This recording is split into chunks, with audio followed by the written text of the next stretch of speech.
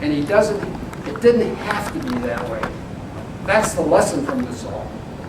You don't have to have 82% failure in the literacy rates in mathematics, because mathematics, with good teachers, is a subject that this kind of individual responds greatest to. Now, if you have somebody who is illiterate, he has to begin the long process of trying to become literate. And that takes a lot of personal effort and determination. There are programs here that supposedly will help in that area, but there's no getting away from it. It's very, very difficult to make up for these losses that people unfortunately experience at critical times early in their life. And this is why education reform is so desperately important. I found it, I have 5 children in the Bahamian school system, so I live this reality. And I found it really interesting that you referred to cognitive skills, the teachers, and to culture as having an impact on the child's ability to learn, as it were. Right. But as being part of the school system, you hear about partnerships with parents, and the schools would have you believe that if your child's not learning, it's your fault. You're not reading enough to the child or whatever. You didn't really talk about that role of the parent. Well, you have to start, part of good parenting is that you have to start reading to your kids virtually the day after they're born, and do it every day. It has to be continual, and it has to be something that is done in an easy way, an entertaining way. I am reminded of a recent experience that my wife and I had at a popular restaurant in the city, and we go to it frequently when we're out shopping and don't want to go home and prepare lunch, and so we always drop in. And for the first time, I've been here 24 years, the first time I've ever seen in a restaurant where a young Asian couple come into the restaurant with 2 children, and they stand in line, the buffet line, and the 2 children are reading books. The parents are talking together between themselves and with the children, probably in Mandarin, and yet the kids are reading English books, finding amusing things to discuss with their parent, and they're sharing with their parents what they find in the books. Now this is Saturday. This is like noontime, and this is what happens in Asian culture. And Gladwell has probably some of the neatest explanations for why this occurs. So does the role of the parent override then the cognitive skills, culture, and teachers? What is more important? I can't say which is more important. I suspect it's the parents more important. But the problem you have with schools that have poor teachers is that learning becomes discouraging. I've had one of my grandsons who is pretty bright. He went to the library, and of course what happened in the library is that he wasn't allowed to take out books from those which the library thought was appropriate for his grade level. He was reading beyond that grade level. I have a granddaughter who just qualified for a program at Johns Hopkins. It's a distance learning program. She was part of the top 5% in the testing of, I don't know what grade she's in, but she's probably in the 4th or 5th grade. And in the testing that was done, Johns Hopkins gets all those names. And they approach all those kids around the country that are in the top 5 and say, do you want to take a test to be in our program? And you take the test and you get the program, and now she's trying to pick out what courses she's going to read. Now she reads at well above grade level. The problem is, it is a problem for them going to a public school which is not geared for outstanding students, in which it's one of the common theories that I've heard extolled here in the Bahamas is cooperative learning.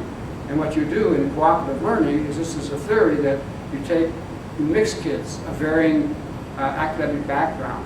And what happens is that the group as a whole rise in their abilities. problem you have with that is it is not very challenging for gifted children, and it's clear that gifted children don't benefit from this program as much as children who are not gifted. Yeah, Ralph, very good thought. We have a major, almost an insurmountable problem in education in this country today. Go back to what you said about culture.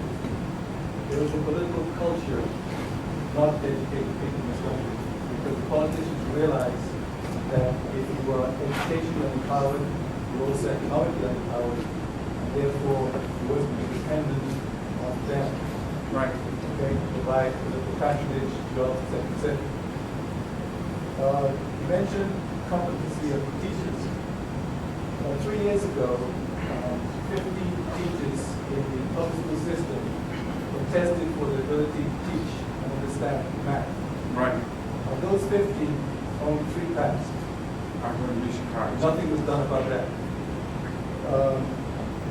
About 4 years ago, Lloyd Simmons looked at the instance of learning disabilities in schools in Bahamas, public schools. And the study showed that there were 25% instance of learning disabilities. If these kids are not picked up before grade 2, then they're done. Right. Nothing was done to increase the number of learning disabilities specialists, etc., etc. The other cultural problem we have here is one of the, what I call the raw materials. If you look at the education of business, you have the teachers or business education like the management, teachers and the workers, kids the raw materials, schools the factories and methodology, technology. The biggest problem actually is with the raw material, the kids themselves. I'll just give you an example. In 2007, there were 5,000 deliveries at Prince William Hospital. 60% of those are single-parent families. Right. 40% of the females had kids by multiple guys. Right. 600 of the kids were, of women, were under the age of 16. Many of the mothers admitted that the father was not the husband and didn't take into account the products of incestuous relationships, especially family animals. When I was a little boy, the incidence of unmarried women is 20%. And I got no problem with that, once the husbands or fathers stick around and look after the kids. So let's take an average situation. You got a kid who's at home. On any given night, there may be a different man with his mother. That same guy may be after his sister. Indeed, may be after him. When that kid comes to school, there's no way he or she can function. So a lot of these kids have lost the battle before they even begun. So we have a myriad of problems here to sort out. And I'm not sure if they can be sorted out. But what I do know is even if we start today, there'll be a 20-year gap before the new system bears fruit. I think there is some hope, however, if we follow the system in Finland, where they took all of the public school system. What they did was they said, okay, we spend X number of dollars every year on education.